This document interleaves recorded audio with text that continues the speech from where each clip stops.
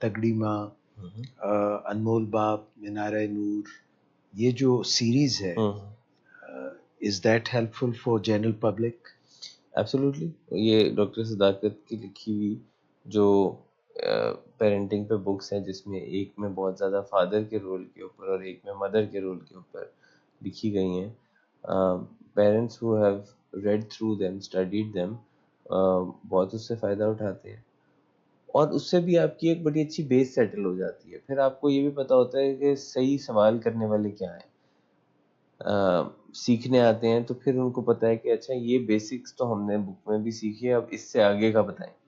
تو that's also something that enhances their speed of learning, کہ basics بہت سارے اچھے جو پیرنٹنگ کے ہیں وہ اس میں سے پڑھتے ہیں، and then they know and get on the right track because of reading through those trainings and books.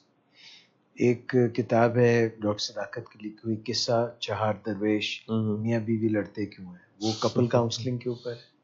ایسے ہی ہے. اور یہ ساری بکس ہماری اویلیبل ہوتی ہیں، لوگ ان کو ویب سائٹ سے آرڈر کر سکتے ہیں، فیس بک پیجز سے وہ ہم اس کے اوپر ڈسپلے بھی کر دیں گے.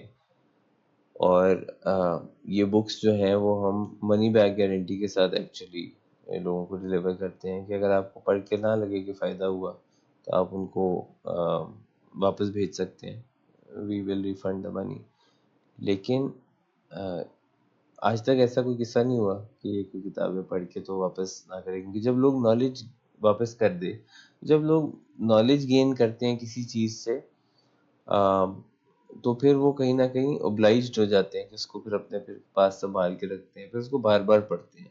پھر ایک کتاب کو ایک دفعہ پڑھنا کافی بھی نہیں ہوتا.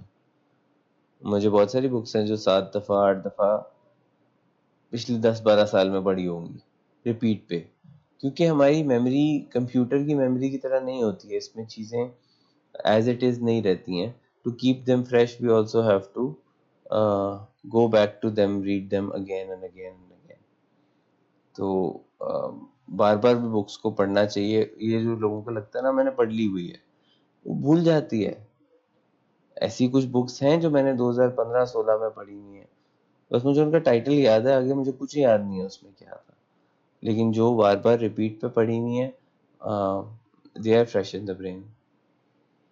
تو ریپیٹ کرنا چاہیے.